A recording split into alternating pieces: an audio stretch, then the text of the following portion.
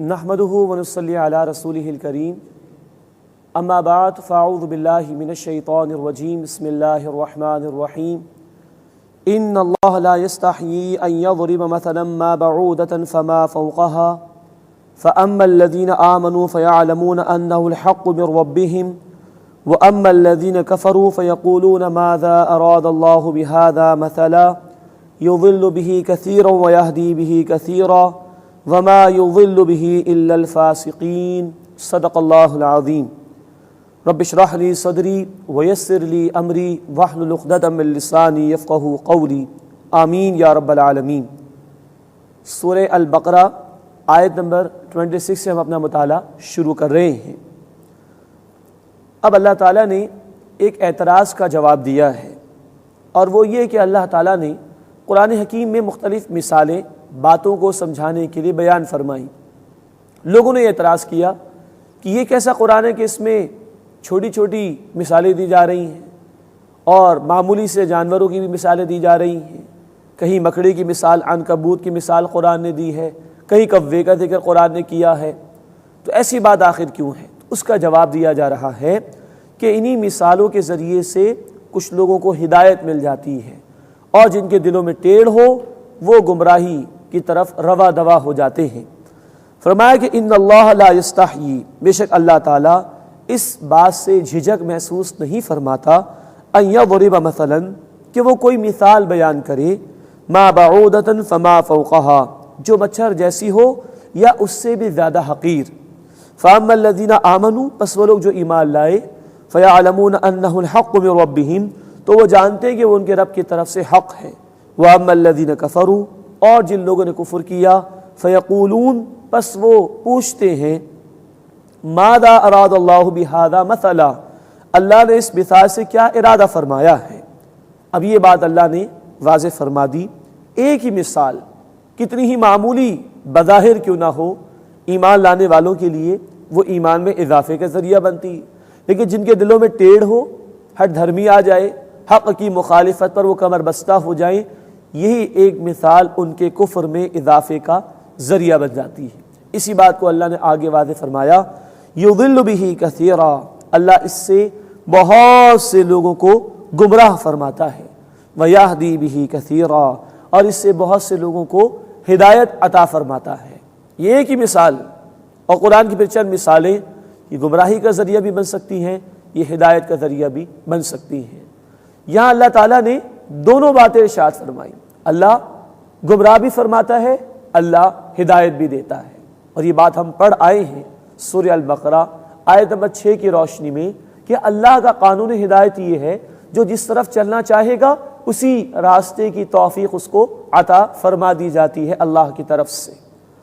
فرمایا کہ یضل بہ کثیرا، اللہ اس کے ذریعے سے بہت سو کو گمراہ فرما دیتا ہے، ویہدی بہ کثیرا، اور اس کے ذریعے سے بہت سے لوگوں کو ہدایت دے دیتا ہے۔ اب یہاں ایک بات بڑی اہم ہے نوٹ کرنے کے قابل، ایک بات بڑی مشہور ہے معاشرے میں کہ صاحب قرآن کو ہاتھ ہر ایک شخص کو نہیں لگانا چاہیے، اس سے آدمی گمراہ ہو جاتا ہے، یہ طرز عمل درست نہیں ہے۔ یہاں اللہ تعالیٰ نے اگلے الفاظ میں بتا دیا گمراہ کون ہوں گے، تو قرآن کی طرف اگر کوئی طلب ہدایت کی نیت سے آئے گا، اللہ سے مانگ کر آئے گا، اللہ ضرور اس کو ہدایت دیں گے۔ لیکن ہاں کسی کے دل میں ٹیڑھ ہو، کوئی ہٹ دھرمی پر آ جائے، حق کی مخالفت پر کمر بستہ ہو جائے، اس کو گمراہی ملے گی۔ چنانچہ فرمایا وما یضل بہ الا الفاسقین، اور وہ گمراہ نہیں فرماتا مگر انہیں جو فاسق ہیں، اللہ کی نافرمانی کرنے والے۔ اب ان فاسقین کا بیان اگلی آیت میں، الذین ینقضون عہد اللہ، جو اللہ کے وعدے کو توڑتے ہیں، من بعد میثاقہ، اس سے پختہ اقرار کرنے کے بعد۔ اللہ کا وعدہ، اس کا بیان آئے گا انشاءاللہ سورۃ الاعراف آیت 172 میں۔ عالم ارواح میں کروڑ برسوں پہلے اللہ نے ہماری روحوں کو پیدا کیا اور اپنے رب ہونے کا ہم سے اقرار لے لیا تھا، تو جو اس کو توڑتے ہیں ان کو ہدایت نہیں ملے گی۔ وَيَقْطَعُونَ مَا أَمَرَ اللَّهُ بِهِ أَن يُوصَلَ، اور اسے کاٹتے ہیں جس کا اللہ نے حکم دیا تھا کہ وہ اسے جوڑے رکھیں۔ مراد یہ ہے کہ اللہ نے رحمی رشتوں کے ساتھ اس سے سلوک کا حکم دیا۔ سورہ النساء آیت نمبر 1، وَالْأَرْحَامَ رحمی رشتوں کا پاس رکھو۔ اسی طرح اللہ نے کہا ہے سورہ التوبہ آیت نمبر 119 میں کونوا مع الصادقین، سچے لوگوں کے ساتھ ہو جاؤ۔ تو رشتہ داروں کے تعلقات کو قطع کرنا، نیک لوگوں سے تعلقات کو توڑ لینا، یہ گمراہی کی طرف لے جانے والی باتیں ہیں۔ وَيُفْسِدُونَ فِي الْأَرْضِ، اور وہ زمین میں فساد برپا کرتے ہیں۔ اولئک هم الخاسرون، یہی لوگ ہیں جو خسارہ پانے والے ہیں۔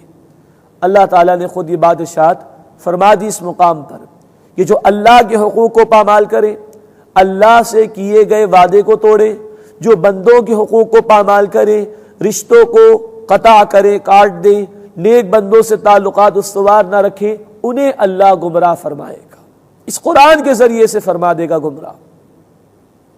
ہاں، جن کی نیت درست ہو، جن میں طلب اور تڑپ اور لگن ہو، انشاءاللہ انہیں قرآن سے ہدایت ملے گی۔ اللہ ہمیں ان لوگوں میں شامل فرمائے۔ اس کے بعد اگلی آیت میں بڑی ایک اہم بات اللہ تعالیٰ نے بیان فرمائی زندگی کی حقیقت کے حوالے سے۔ فرمایا کیف تکفرون باللہ، تم کیسے اللہ کا کفر کرتے ہو، وکنتم امواتا، جبکہ تم مردہ تھے، فاحیاکم، پس اللہ نے تمہیں زندگی عطا فرمائی، ثم یمیتکم، پھر اللہ تمہیں موت دے گا، ثم یحییکم، پھر وہ تمہیں دوبارہ زندگی عطا فرمائے گا، ثم الیہ ترجعون، پھر اسی کی طرف تم لوٹائے جاؤ گے۔ یا ہماری دو زندگیوں اور دو اموات کا اللہ نے ذکر فرمایا۔ یہی مضمون پھر آیا ہے سورۃ المؤمن آیت نمبر 11، اور اس سورہ مبارکہ کا ایک اور نام سورہ غافر بھی ہے، جس کی آیت نمبر 11 میں یہ مضمون آیا کہ دو زندگیاں اور دو موتوں کو اللہ نے بیان فرمایا۔ لیکن اس آیت کی حقیقت کو سمجھنے کے لیے ضروری ہے کہ عالم ارواح کا تصور ہمارے سامنے ہو۔ سورۃ الاعراف آیت 172 میں اس کا بیان انشاءاللہ آئے گا۔ جب تمام انسانوں کی روحوں کو اللہ نے پیدا کیا، وہاں سے ہمارا سفر شروع ہو چکا۔ ہاں، جسم نہیں دیا گیا تھا وہاں، جسم اس دنیا میں دیا گیا ہے، لیکن روح پیدا کر دی گئی تھی، ایک وہ زندگی شروع ہو چکی تھی۔ اس کا تصور اگر سامنے ہو پھر اس آیت کو سمجھنا آسان ہے۔ فرمایا کیف تکفرون باللہ، تم کیسے اللہ کا انکار کرتے ہو، وکنتم امواتا، جبکہ تم مردہ تھے۔ مراد یہ ہے روحوں کو پیدا کیا گیا تھا، اللہ نے اپنے رب ہونے کا اقرار ہم سے کرایا تھا، اس کے بعد روحوں کو سلا دیا گیا تھا، یہ ہے موت۔ کنتم امواتا، جبکہ تم مردہ تھے۔ مردہ ہونے سے پہلے کسی نہ کسی زندگی کا تو تصور ہوتا ہے، وہ ہے عالم ارواح میں ہمارا پیدا کیا جانا۔ پھر روحوں کو سلا دیا گیا، پہلی موت۔ فاحیاکم، اللہ نے تمہیں زندگی عطا فرمائی، یا جسم اور روح کو ملا دیا گیا۔ ثم یمیتکم، پھر اللہ تمہیں موت دے گا، اس دنیا میں موت، یہ دوسری موت ہو گئی۔ ثم یحییکم، پھر اللہ تمہیں دوبارہ زندگی دے گا، یہ دوسری زندگی قیامت کے دن۔ ثم الیہ ترجعون، پھر اسی کی طرف تم سب لوٹائے جاؤ گے۔ هو الذی خلق لکم ما فی الارض جمیعا، وہ اللہ ہے جس نے تمہارے لیے پیدا فرمایا جو کچھ بھی ہے زمین میں، سب کا سب۔ آگے آدم علیہ السلام کی خلافت کا ذکر ہے، انسان کو زمین پر خلیفہ بنا کر بھیجا گیا، تو زمین کے متعلق کہا جا رہا ہے تمہارے لیے پیدا کی گئی، جو کچھ بھی اس میں ہے تمہارے لیے سجایا گیا ہے۔ جیسے اللہ تعالیٰ ایک اور مقام پر فرماتے ہیں سورۃ الجاثیہ آیت نمبر 13 میں، وَسَخَّرَ لَكُم مَّا فِي السَّمَاوَاتِ وَالْأَرْضِ جَمِيعًا مِّنْ، آسمان و زمین میں جو کچھ بھی ہے تمہاری خدمت پر لگا دیا گیا۔ تو یہاں کہا جا رہا ہے زمین میں جو کچھ ہے تمہاری خدمت پر لگا دیا گیا ہے، اس کے ذرائع سے، ریسورسز سے فائدہ اٹھاؤ، یہ جائز ہے تمہارے لیے۔ ثم استوى الى السماء، پھر اللہ تعالیٰ نے آسمان کی طرف توجہ فرمائی، فسواہن سبع سماوات، پھر ان کو ٹھیک ٹھیک 7 آسمان بنا دیا۔ 7 آسمانوں کا بیان قرآن میں بار بار آتا ہے، لیکن ان کی اصل حقیقت اللہ ہی کے علم میں ہے۔ سائنٹیفک تھیوریز تو کچھ سامنے آئی ہیں، لیکن کوئی اسٹیبلشڈ سائنٹیفک فیکٹ اب تک ہمارے سامنے نہیں آ سکا، اس کی اصل حقیقت اللہ ہی جانتا ہے۔ ثم استوى الى السماء، پھر اللہ نے آسمان کی طرف توجہ فرمائی، فسواہن سبع سماوات، پھر ان کو ٹھیک ٹھیک 7 آسمان بنا دیا۔ وَهُوَ بِكُلِّ شَيْءٍ عَلِيمٌ، اور وہ اللہ ہر شے کا علم رکھنے والا ہے۔ اس کے بعد اس سورہ مبارکہ کا 4تھا رکوع شروع ہو رہا ہے۔ جس میں دین کے فلسفہ و حکمت کے بڑے گہرے مضامین کا بیان آ رہا ہے۔ انسان، اس کی پوزیشن کیا ہے زمین پر، کس مقصد کے لیے اسے زمین پر بھیجا گیا، اس کی کامیابی کے لیے لائے عمل کیا ہے جو رب کائنات نے عطا فرمایا، یہ مضامین اب چوتھے رکوع میں انشاءاللہ ہم سمجھیں گے۔ وَإِذْ قَالَ رَبُّكَ لِلْمَلَائِكَةِ إِنِّي جَاعِلٌ فِي الْأَرْضِ خَلِيفَةً، اور یاد کرو جب تمہارے رب نے فرشتوں سے کہا کہ میں زمین میں ایک خلیفہ بنانے والا ہوں۔ قالوا، فرشتوں نے عرض کیا، أَتَجْعَلُ فِيهَا مَن يُفْسِدُ فِيهَا وَيَسْفِكُ الدِّمَاءَ، اے اللہ کیا تو اس زمین میں اسے پیدا فرمائے گا جو اس میں فساد مچائے اور خون بہائے گا۔ وَنَحْنُ نُسَبِّحُ بِحَمْدِكَ وَنُقَدِّسُ لَكَ، اور ہم تو تیری حمد کے ساتھ تیری تسبیح کرتے ہیں اور تیری پاکیزگی بیان کرتے ہیں۔ قال انی اعلم ما لا تعلمون، اللہ تعالیٰ نے فرمایا بے شک میں جانتا ہوں جو تم نہیں جانتے۔ یہ آدم علیہ السلام کی تخلیق کا ذکر آ گیا جب انہیں خلیفہ بنا کر زمین پر بھیجا جا رہا تھا۔ قرآن حکیم میں آدم علیہ السلام کا واقعہ 7 مرتبہ آیا ہے، 6 مرتبہ مکی صورتوں میں جو کہ سورۃ البقرہ سے پہلے نازل ہو چکی، لیکن مصحف کی ترتیب میں وہ ہم بعد میں پڑھیں گے انشاءاللہ، اور اب 7ویں اور آخری مرتبہ آیا ہے سورۃ البقرہ میں۔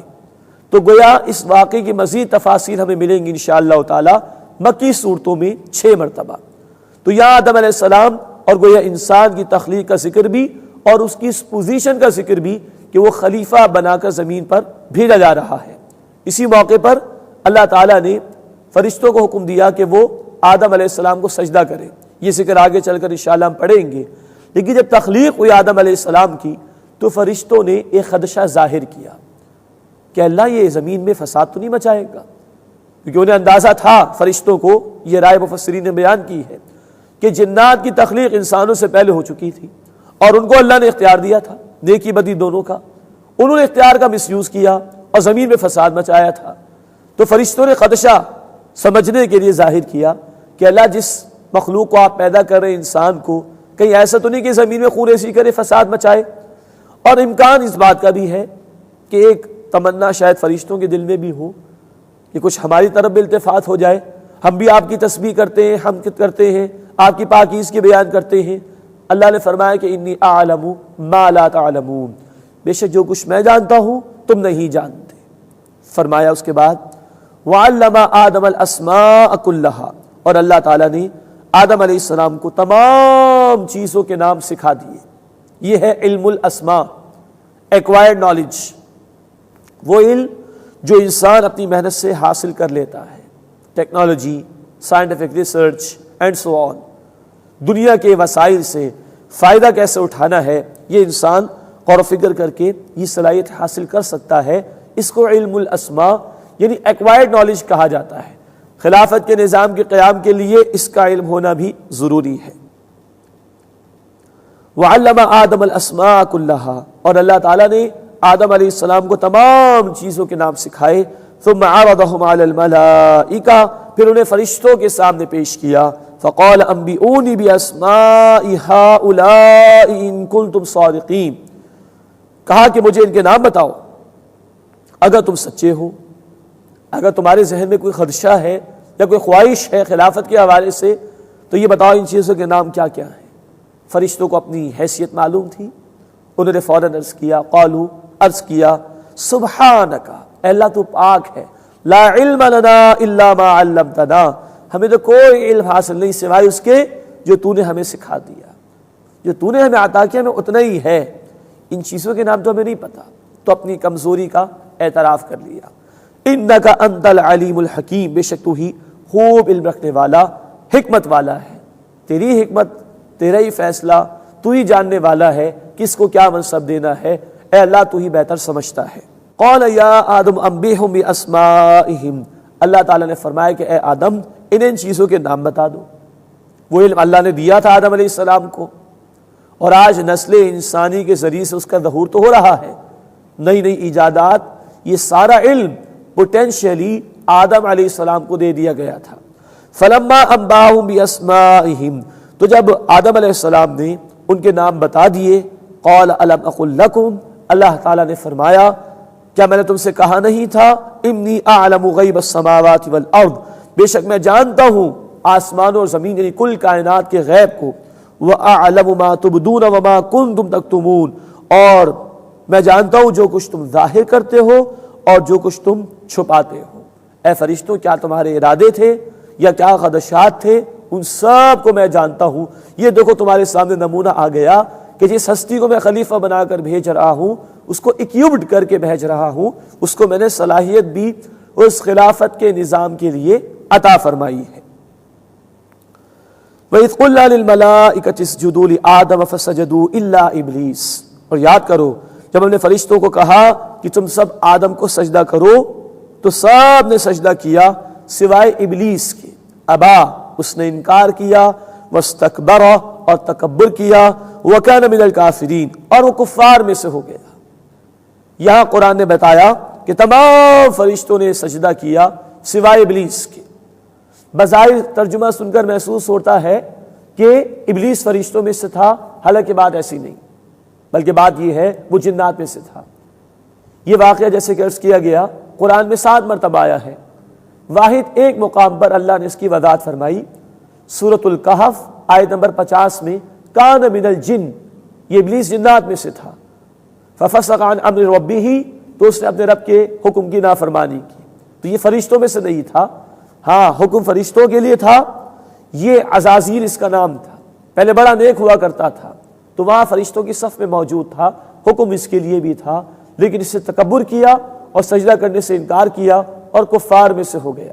اس کے تکبر کا بیان، اس کی نافرمانی کا مزید بیان مکی صورتوں میں انشاءاللہ تعالی ہم پڑھیں گے اور سمجھیں گے۔ وَقُلْنَا يَا آدَمُ اسْكُنْ أَنْتَ وَزَوْجُكَ الْجَنَّةَ، اور ہم نے کہا کہ اے آدم تم اور تمہاری بیوی رہو جنت میں، وَكُلَا مِنْهَا رَغَدًا حَيْثُ شِئْتُمَا، اور تم دونوں اس میں سے کھاؤ جہاں سے چاہو اطمینان سے۔ یہ ایک آزمائشی جنت تھی جہاں ایک ڈیمونسٹریشن کرایا گیا آدم علیہ السلام کو اور ان کے ذریعے سے گویا نسل انسانی کو، کہ کس طرح شیطان ورغلانے کی کوشش کرتا ہے اور کس طرح انسان کو چوکنا رہتے ہوئے زندگی بسر کرنی چاہیے۔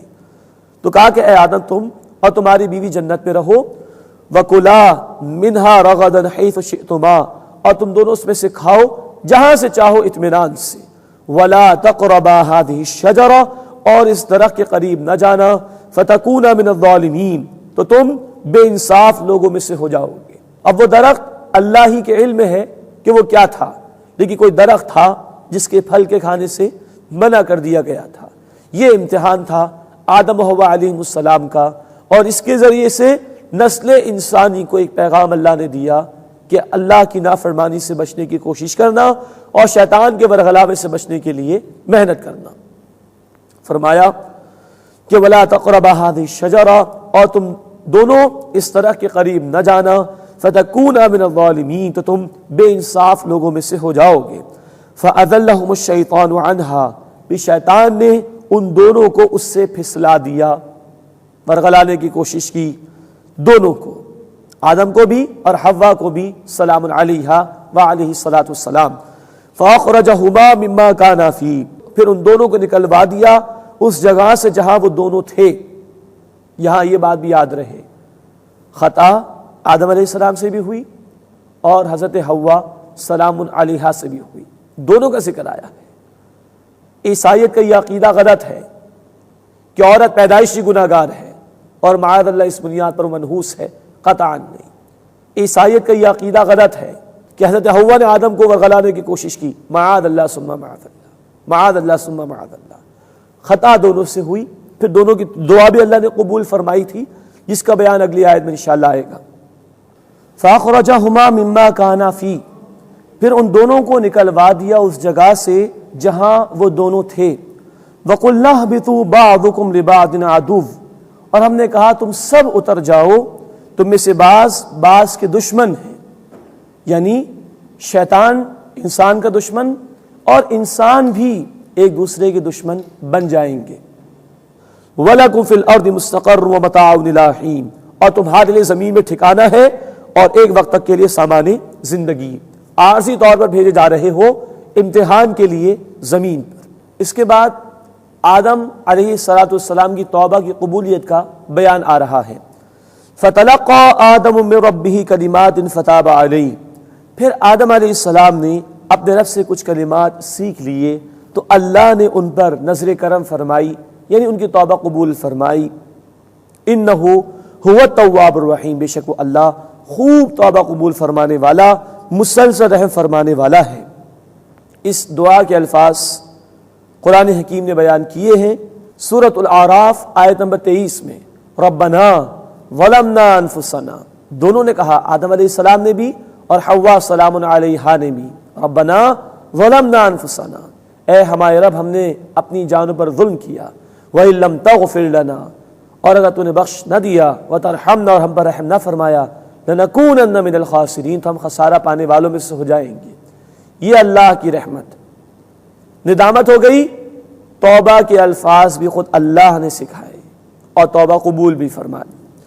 قُلْنَا اهْبِطُوا مِنْهَا جَمِيعًا، ہم نے کہا تم سب یہاں سے اتر جاؤ، فَإِمَّا يَأْتِيَنَّكُم مِّنِّي هُدًى، بس جب تمہارے پاس میری طرف سے کوئی ہدایت آئے، فَمَن تَبِعَ هُدَايَا، بس جو میری ہدایت کی پیروی کرے گا، فَلَا خَوْفٌ عَلَيْهِمْ وَلَا هُمْ يَحْزَنُونَ، تو ایسے لوگوں پر نہ کوئی خوف ہوگا اور نہ وہ غمگین ہوں گے۔ اب یہ دوسرے علم کا بیان آ گیا۔ ایک علم ہم نے پڑھا تھا آیت نمبر 31 میں، علم الاسماء، ایکوائرڈ نالج۔ اب دوسرے علم کا بیان آ رہا ہے، علم الوحی، ریویلڈ نالج، وہ علم جو انسان کو اس کی محنت سے نہیں ملتا، اللہ کے عطا کیے جانے سے ملتا ہے۔ یہ دونوں علوم جمع ہو تب واقعتاً خلافت کا نظام قائم بھی ہوگا اور زمین سے فساد ختم ہوگا۔ آج کا المیہ یہ ہے، ایکوائرڈ نالج کی طرف تو توجہ ہے انسان کی، ٹیکنالوجی بے انتہا پر انسان پہنچا ہوا ہے، لیکن یہ کیسی ٹیکنالوجی ہے کہ جتنی بڑھ رہی ہے اتنا ہی ظلم بڑھ رہا ہے، جتنی ٹیکنالوجی بڑھی اتنی غربت میں اضافہ ہوا، جتنی لگژریز بڑھ رہی اتنی بے سکونی بڑھ رہی ہے۔ وجہ یہ ہے ایکوائرڈ نالج، علم الاسماء کی تو فکر ہے انسان کو، لیکن علم الوحی، ریویلڈ نالج، ہدایت کا علم، اس کو انسان نے فراموش کر دیا۔ اور آج اس کی ذمہ داری بھی ہمارے کاندھوں پر ہے کہ اللہ کا یہ آخری کلام ہمارے پاس ہم نے انسانیت کے سامنے پیش نہیں کیا، نہ قول سے، نہ عمل سے، نہ نظام کے ذریعے سے۔ انسانیت آج گمراہی کا شکار ہے۔ اللہ ہمیں توفیق دے، ہم اس قرآن کو سمجھیں، اس پر عمل کریں، اس کے دیے ہوئے نظام کو نافذ کریں اور انسانیت کو ظلم سے نجات دلانے کی کوشش کریں۔ فرمایا جب تمہارے پاس میری طرف سے کوئی ہدایت آئے، فمن تبع ہدایا، بس جس سے میری ہدایت کی پیروی کی، فلا خوف علیہم ولا هم يحزنون، ایسے لوگوں پر نہ کوئی خوف ہوگا اور نہ وہ غمگین ہوں گے۔ اس کے مقابلے میں فرمایا والذین کفروا، اور جن لوگوں نے کفر کیا، وکذبوا بآیاتنا، اور ہماری آیات کو جھٹلایا، اولئک اصحاب النار، یہی آگ والے ہیں، ہم فیہا خالدون، وہ اس میں ہمیشہ ہمیشہ رہیں گے۔ اللہم اجرنا من النار، اے اللہ ہمیں آگ کے عذاب سے محفوظ فرما۔ یہ 4 رکوع سورۃ البقرہ کے مکمل ہوئے۔ 2 رکوعوں میں 3 گروہوں کا بیان آ گیا، اور اس کے بعد قرآن کی بنیادی دعوت، دین کے بنیادی عقائد کا ذکر آ گیا، اور اب انسان کی پوزیشن، خلافت کا بیان، علم الاسماء اور علم الوحی کا بیان بھی ہمارے سامنے آ گیا۔ یہ مکی صورتوں کے مضامین کا خلاصہ بھی اور قرآن کی دعوت کا خلاصہ بھی 4 رکوعوں میں ہمارے سامنے آ گیا، الحمدللہ۔ اب اس کے بعد 10 رکوع تقریباً آ رہے ہیں، جس میں سابقہ امت بنی اسرائیل کے حوالے سے خطاب ہے۔ اہم بات یہ ہے، ہم سے یعنی امت مسلمہ سے، نبی اکرم صلی اللہ علیہ وسلم کے ماننے والوں سے خطاب شروع ہوگا 19 رکوع سے، آیت نمبر 153 سے، لیکن ہم سے خطاب سے پہلے پچھلی امت کو بیان کیا جا رہا ہے۔ وجہ یہ ہے کہ جس منصب پر پہلے وہ تھے، آج ہم ہیں۔ منصب امامت، شہادت کا فریضہ ہماری ذمہ داری۔ اللہ کی بندگی خود کرو، اللہ کی بندگی کی دعوت دوسروں کو پیش کرو، اللہ کی بندگی پر اپنے نظام کو قائم کرو اور انسانیت کو اللہ کی طرف بلاؤ۔ یہ ہماری ذمہ داری ہم سے پہلے بنی اسرائیل کی تھی، انہوں نے نافرمانیاں کی اور اللہ کے عذاب کا شکار ہوئے۔ ان کے انجام کو پہلے تفصیل سے بیان کیا گیا تاکہ ہم ان کے انجام کو دیکھ کر عبرت حاصل کریں اور اپنے فرائض کو ادا کرنے کی کوشش کریں۔ مزید نوٹ فرمائیے کہ 5واں رکوع جو انشاءاللہ ہم پڑھیں گے اس میں بنی اسرائیل کو نبی اکرم صلی اللہ علیہ وسلم کی رسالت قبول کرنے کی اور ان کی دعوت قبول کرنے کی دعوت دی گئی۔ تو 5واں رکوع اس دعوت کے حوالے سے، پھر تقریباً 9 رکوع اور 2 مزید آیات، آیت نمبر 123 تک ایک چارج شیٹ ہے، ایک فرد جرم ہے جو بنی اسرائیل پر عائد کی گئی کہ کیسے کیسے انعامات اللہ نے انہیں دیے اور انہوں نے کس کس طرح نافرمانیاں کی۔ اب آئیے 5ویں رکوع کا مطالعہ شروع کرتے ہیں، جس میں اولاً بنی اسرائیل کو اللہ رب العزت کی طرف سے دعوت دی گئی کہ وہ محمد کریم صلی اللہ علیہ وسلم کی رسالت کو قبول کریں۔ یا بنی اسرائیل اذکروا نعمتی التی انعمت علیکم، اے بنی اسرائیل میری نعمت کو یاد کرو جو میں نے تمہیں عطا فرمائی۔ بنی کہتے ہیں بیٹوں کو، اسرائیل یہ لقب ہے یعقوب علیہ السلام کا۔ عبرانی ہیبریو لینگویج میں اسر کے معنی ہوتے ہیں بندے کے، سلیف، اور ایل کے معنی اللہ۔ اسرائیل اللہ کا بندہ، یہ یعقوب علیہ السلام کا لقب ہے۔ ان سے جو نسل آگے چلی، ان کے 12 بیٹے جن میں مشہور ہے یوسف علیہ السلام، یہ 12 بیٹوں سے جو نسل آگے چلی یہ بنی اسرائیل ہے۔ انہی میں آگے چل کے پھر لوگ یہودی ہوئے، نصرانی ہوئے، ان سے خطاب۔ یا بنی اسرائیل اذکروا نعمتی التی انعمت علیکم، اے بنی اسرائیل، اے اولاد یعقوب علیہ السلام میری نعمت یاد کرو جو میں نے تمہیں عطا فرمائی۔ ان نعمتوں کا بیان آگے بھی آئے گا انشاءاللہ آیت نمبر 47 میں۔ وَأَوْفُوا بِعَهْدِي أُوفِ بِعَهْدِكُمْ، اور پورا کرو مجھ سے کیا گیا وعدہ، میں پورا کروں گا تم سے کیے گئے وعدے کو۔ وَإِيَّايَ فَارْهَبُونَ، اور مجھ ہی سے ڈرتے رہو، مجھ سے جو تمہارا وعدہ ہے۔ سورۃ المائدہ آیت نمبر 12 میں اس کی تفصیل آئی کہ تمہارے یہ وعدے تھے، رسولوں سے بھی تمہارے لیے گئے، جب بھی کوئی رسول آئے اس کی دعوت قبول کرنا اور اس کے دست و بازو بننا۔ اب یہ آخری رسول آ گئے ہیں محمد صلی اللہ علیہ وسلم، ان کی دعوت قبول کرو اور ان کی دعوت کے تقاضوں پر عمل درآمد کرو، یہ بات ان سے کہی جا رہی ہے۔ وَإِيَّايَ فَارْهَبُونَ، اور مجھ ہی سے ڈرتے رہو۔ وَآمِنُوا بِمَا أَنزَلْتُ مُصَدِّقًا لِمَا مَعَكُمْ، اور ایمان لاؤ اس پر جو میں نے نازل کیا ہے، یعنی قرآن تصدیق کرنے والا ہے اس کی جو تمہارے پاس ہے، یعنی تورات۔ یہ قرآن گزشتہ کتابوں کا محافظ ہے اور ان کی تصدیق کرتا ہے۔ وَلَا تَكُونُوا أَوَّلَ كَافِرٍ بِهِ، اور اس کے پہلے کافر نہ بن جاؤ۔ یہ بنی اسرائیل کے لوگوں سے خطاب، خاص طور پر ان کے علماء سے بھی خطاب کہ جو جانتے بوجھتے انکار کر رہے تھے رسول اکرم صلی اللہ علیہ وسلم کی رسالت کا۔ ان کی کتابوں میں آخری رسول کے آنے کی بشارات موجود تھی، اس حوالے سے کہا جا رہا ہے وَلَا تَكُونُوا أَوَّلَ كَافِرٍ بِهِ، اور اس کے پہلے کافر نہ ہو جاؤ۔ وَلَا تَشْتَرُوا بِآيَاتِي ثَمَنًا قَلِيلًا، اور میری آیات کے عوض تھوڑی قیمت نہ لے لو۔ مراد یہ ہے حق کو نہ چھپاؤ، اس کا ذکر آگے بھی آ رہا ہے۔ تم سمجھ رہے ہو کہ اگر رسول اللہ صلی اللہ علیہ وسلم کی رسالت کو قبول کر لو گے تو دنیا تمہارے ہاتھ سے چلی جائے گی، تمہیں اس بات کا خوف ہے، تو اس دنیا کی وجہ سے، اس مال و اسباب کی وجہ سے اس حق کا انکار نہ کرو۔ وَلَا تَشْتَرُوا بِآيَاتِي ثَمَنًا قَلِيلًا، اور میری آیات کے عوض تھوڑی قیمت نہ لو۔ وَإِيَّايَ فَاتَّقُونَ، اور مجھ ہی سے ڈرتے رہو۔ دنیا کی محبت میں نہ ڈوبو، میرا تقوی اختیار کرو۔ اس رسالت محمدی صلی اللہ علیہ وسلم کی دعوت کا انکار کرو گے تو میرے عذاب میں گرفتار کیے جاؤ گے۔ وَلَا تَلْبِسُوا الْحَقَّ بِالْبَاطِلِ، اور نہ ملاؤ حق کو باطل کے ساتھ۔ وَتَكْتُمُوا الْحَقَّ وَأَنْتُمْ تَعْلَمُونَ، اور جانتے بوجھتے حق کو نہ چھپاؤ۔ حق تمہارے پاس ہے، تمہاری کتابیں گواہ ہیں کہ یہ آخری رسول برحق ہے، تمہارے دل ایمان لے آئے ہیں، مرادے تمہارے دل مان رہے ہیں، لیکن تم انکار کر رہے ہو زبان سے، کیونکہ تمہیں دنیا عزیز ہے۔ یہ ان کو توجہ دلائی جا رہی ہے، دعوت دی جا رہی ہے بنی اسرائیل کے لوگوں کو کہ آگے بڑھو اور رسالت میں آپ صلی اللہ علیہ وسلم کی رسالت کو قبول کرو۔ وَأَقِيمُوا الصَّلَاةَ وَآتُوا الزَّكَاةَ، اور نماز قائم کرو، زکوٰۃ ادا کرو۔ وَارْكَعُوا مَعَ الرَّاكِعِينَ، اور رکوع کرو رکوع کرنے والوں کے ساتھ۔ اس نماز کی ادائیگی سے اللہ سے تعلق مضبوط ہوگا۔ جب خوف خدا پیدا ہوگا تو حق قبول کرنا آسان ہو جائے گا۔ زکوٰۃ ادا کرو، مال کی محبت یہ رکاوٹ بنتی ہے حق کی قبول کرنے میں، یہ زکوٰۃ ادا کرو گے تو حق قبول کرنا آسان ہو جائے گا۔ مزید فرمایا وَارْكَعُوا مَعَ الرَّاكِعِينَ، اور رکوع کرو رکوع کرنے والوں کے ساتھ۔ اجتماعی نماز کا نظام ان کے ہاں سے ختم ہو گیا تھا، رکوع انہوں نے ختم کر دیا تھا، اس کی طرف ان کو توجہ دلائی گئی۔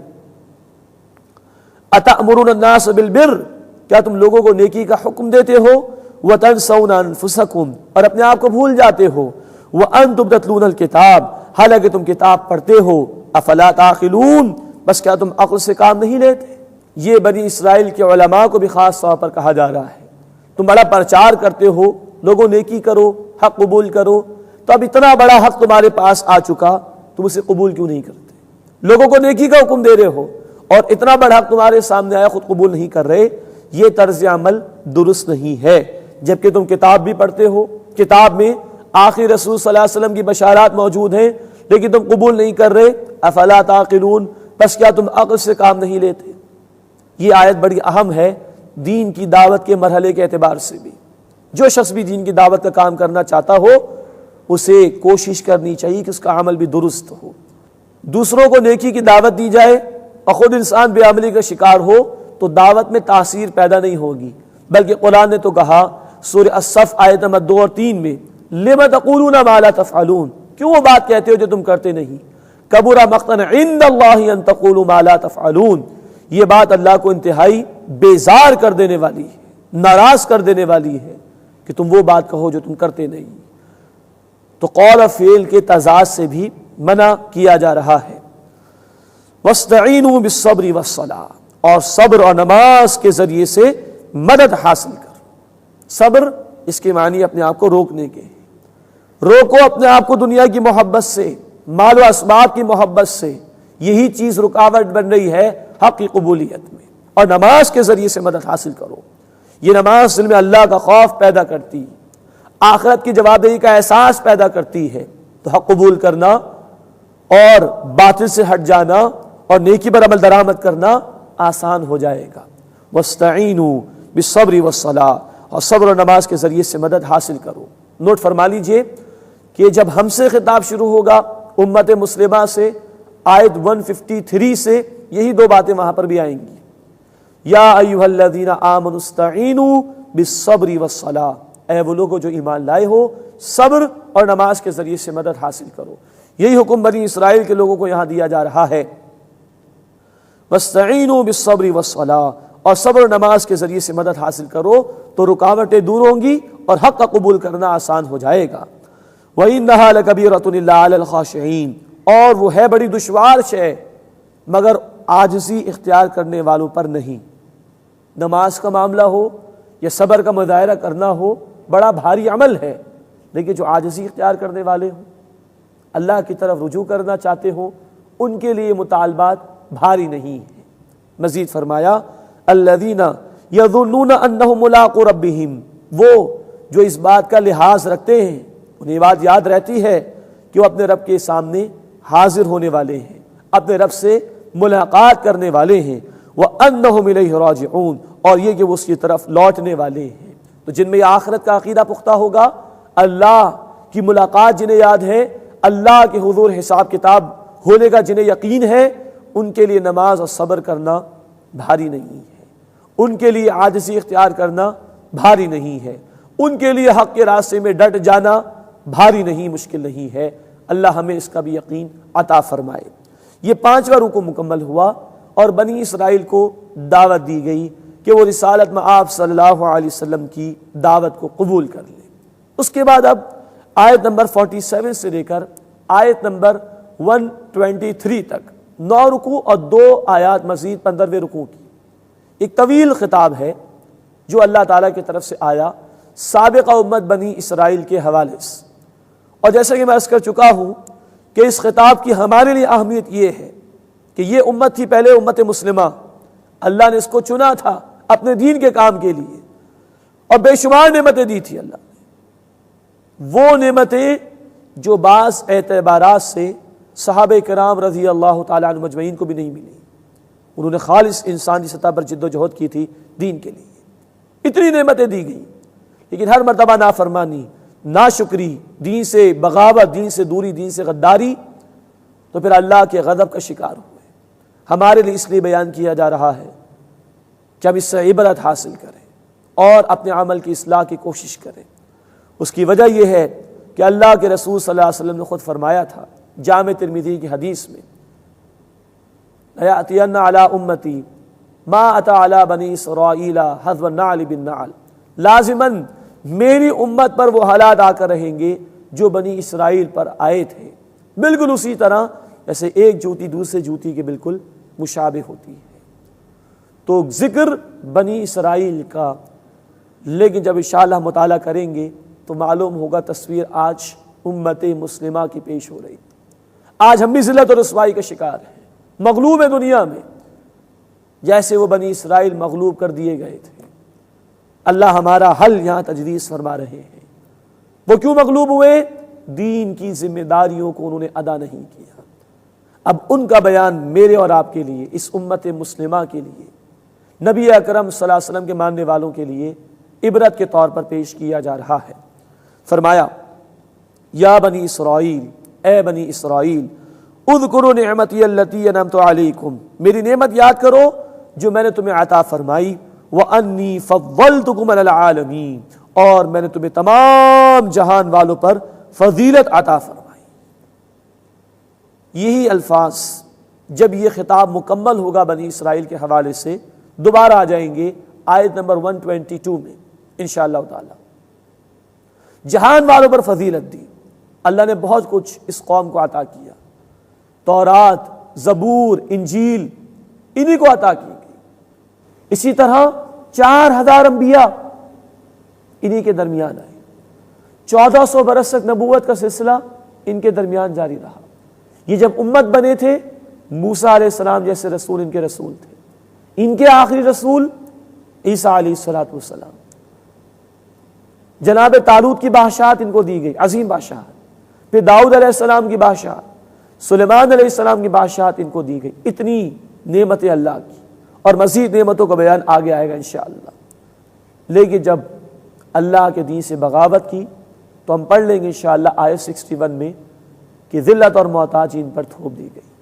کہ یہاں قرآن کہہ رہا ہے وَأَنِّي فَضَّلْتُكُمْ عَلَى الْعَالَمِينَ، میں نے تمہیں تمام جہان والوں پر فضیلت عطا کی۔ اگلی آیت بھی بڑی اہم ہے، اور اگلی آیت کے الفاظ بھی تقریباً تمام کے تمام 2-3 الفاظ کی ترتیب کے علاوہ ریپیٹ ہوں گے جب یہ خطاب مکمل ہوگا آیت نمبر 123 پر انشاءاللہ۔ وَاتَّقُوا يَوْمًا، اور ڈرو اس دن سے، لا تجزی نفس عن نفس شیئا، جس دن کوئی شخص کسی دوسرے کا بدلہ نہیں بنے گا۔ پہلی بات۔ نمبر 2، ولا يقبل منها شفاعہ، اور نہ اسے کوئی سفارش قبول کی جائے گی۔ نمبر 3، ولا يؤخذ منها عدل، اور نہ اس سے کوئی معاوضہ لیا جائے گا۔ نمبر 4، ولا هم ينصرون، اور نہ ان کی مدد کی جائے گی۔ تمام چور دروازے جو انسان بچنے کے لیے، فرار کے لیے اختیار کرتا ہے دنیا میں سزا سے بچنے کے لیے، ان سب پہ اللہ نے تالے لگا دیے، چور دروازوں کو بند کر دیا۔ امت جب زوال کا شکار ہوتی ہے تو لوگ تمناؤں کو اور امیدوں کو لے کر بیٹھ جاتے ہیں۔ یہی ان کا بھی رویہ تھا۔ سورہ المائدہ آیت نمبر 18 میں الفاظ ہیں، یہ کہتے تھے نحن ابناء اللہ واحباہ، ہم تو اللہ کے بیٹے، اللہ کے شہیدوں کی طرح ہیں، اللہ کوئی ہمیں سزا نہیں دے گا۔ یا ان تمام چور دروازوں پر پابندی لگا دی، کوئی انسان کسی دوسرے انسان کے لیے کوئی بدلہ نہیں بن سکے گا، کوئی سفارش کام نہیں آئے گی اس دن، کوئی کسی سے معاوضہ نہیں لیا جائے گا، اور کسی کی مدد نہیں ہوگی۔ ہر ایک کو اپنا جواب خود دینا ہوگا۔ قرآن کہتا ہے سورہ مریم میں وَكُلُّهُمْ آتِيهِ يَوْمَ الْقِيَامَةِ فَرْدًا، ان میں سے ہر ایک اللہ کے حضور اکیلے اکیلے پیش ہوگا۔ تمام چور دروازوں پر اللہ نے تالے لگا دیے۔ اپنا محاسبہ خود کرو، اپنی تیاری خود کرو۔ فرمایا وَاتَّقُوا يَوْمًا، اور اس دن سے ڈرو، لا تجزی نفس عن نفس شیئا، جس دن کوئی شخص کسی دوسرے کا بدلہ نہیں بنے گا، ولا يقبل منها شفاعہ، اور نہ اس سے کوئی سفارش قبول کی جائے گی، ولا يؤخذ منها عدل، اور نہ اس سے کوئی معاوضہ لیا جائے گا، ولا هم ينصرون، اور نہ ان کی مدد کی جائے گی۔ اس کے بعد اللہ تعالیٰ نے کچھ واقعات بیان کیے اور اللہ کے انعامات کا بھی ذکر آئے گا اور بنی اسرائیل کے جرائم کا بیان بھی۔ یہاں جو واقعات بیان ہوئے اس کو اللہ نے بڑے اختصار کے ساتھ بیان کیا ہے۔ اس کی وجہ یہ ہے کہ یہ واقعات مکی صورتوں میں تفصیل سے آ چکے ہیں، یعنی وہ سورۃ البقرہ سے پہلے نازل ہوئیں، لیکن مصحف کے اعتبار سے ہم آگے چل کے ان واقعات کو پڑھیں گے۔ مثلا سورۃ الاعراف، سورہ الشعراء، سورہ المؤمن اور سورۃ القصص میں ان واقعات کی تفصیلات آئیں گی، لیکن یہاں اللہ تعالیٰ نے ان واقعات کو مختصراً بیان کیا۔ فرمایا وَإِذْ نَجَّيْنَاكُم مِّنْ آلِ فِرْعَوْنَ، اور یاد کرو اے بنی اسرائیل جب ہم نے تمہیں آل فرعون سے نجات دی۔ آل کے معنی فالوورز کے، پیروی کرنے والوں کے، تو آل فرعون، فرعون کی پیروی کرنے والے جو بنی اسرائیل پر ظلم و ستم کرتے تھے۔ اللہ اپنا انعام یاد دلا رہے ہیں، وَإِذْ نَجَّيْنَاكُم مِّنْ آلِ فِرْعَوْنَ، اور یاد کرو جب ہم نے تمہیں آل فرعون سے نجات دی۔ يَسُومُونَكُمْ سُوءَ الْعَذَابِ، وہ تمہیں تکلیف پہنچاتے تھے برے عذاب کے ذریعے سے، بہت ظلم ڈھاتے تھے تم پر۔ يُذَبِّحُونَ أَبْنَاءَكُمْ، وہ تمہارے بیٹوں کو ذبح کر دیا کرتے تھے۔ وَيَسْتَحْيُونَ نِسَاءَكُمْ، اور تمہاری عورتوں کو زندہ چھوڑ دیا کرتے تھے۔ مکی صورتوں میں اس کی تفصیل انشاءاللہ ہم پڑھیں گے۔ وَفِي ذَلِكُمْ بَلَاءٌ مِّن رَبِّكُمْ عَظِيمٌ، اور اس میں تمہارے رب کی طرف سے بڑی آزمائش تھی۔ لیکن اللہ انعام یاد دلا رہے ہیں کہ اللہ نے اس ظلم و ستم سے تمہیں نجات عطا فرما دی تھی۔ ایک اور اللہ کا انعام، وَإِذْ فَرَقْنَا بِكُمُ الْبَحْرَ، اور یاد کرو جب ہم نے دریا کو تمہارے لیے پھاڑ دیا۔ فَأَنْجَيْنَاكُمْ، پھر ہم نے تمہیں نجات عطا فرمائی۔ وَأَغْرَقْنَا آلَ فِرْعَوْنَ، اور آل فرعون کو ہم نے غرق کر دیا۔ وَأَنْتُمْ تَنظُرُونَ، جبکہ تم دیکھ رہے تھے۔ تفصیل مکی صورتوں میں انشاءاللہ آئے گی۔ موسیٰ علیہ السلام اور 6 لاکھ بنی اسرائیل کے افراد کو اللہ نے بچا لیا تھا، اور پیچھے فرعون اور اس کا لشکر تعاقب کرتے ہوئے آئے تھے، اللہ نے ان کو غرق کر دیا تھا۔ وَإِذْ وَاعَدْنَا مُوسَىٰ 40 لَيْلَةً، اور یاد کرو جب ہم نے موسیٰ علیہ السلام سے 40 رات کا وعدہ کیا۔ ثُمَّ اتَّخَذْتُمُ الْعِجْلَ مِن بَعْدِهِ، پھر تم نے بچڑے کو ان کے بعد معبود بنا لیا۔ وَأَنْتُمْ ظَالِمُونَ، اور تم تو ہو ہی ظالم۔ اللہ تعالیٰ نے موسیٰ علیہ السلام کو کوہ طور پر بلایا تھا وحی عطا کرنے کے لیے، پیچھے قوم وہ شرک میں مبتلا ہو گئی، بچڑے کی پوجا پاٹ میں لگ گئی۔ اس کی تفصیل انشاءاللہ مکی صورتوں میں ہم پڑھیں گے۔ وَأَنْتُمْ ظَالِمُونَ، اور تم ہو ہی ظالم۔ ثُمَّ عَفَوْنَا عَنْكُم مِّن بَعْدِ ذَلِكَ، پھر ہم نے اس کے بعد تمہیں معاف کر دیا، انعام فرمایا، احسان فرمایا۔ لَعَلَّكُمْ تَشْكُرُونَ، تاکہ تم احسان مانو، تاکہ تم اللہ کا شکر ادا کرو۔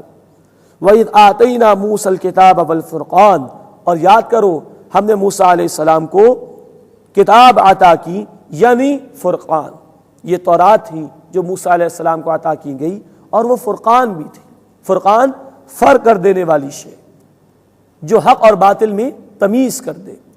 یہ فرقان کا لفظ قرآن حکیم کے لیے بھی آیا ہے، اور اس مقام پر یہ تورات کے لیے استعمال ہوا۔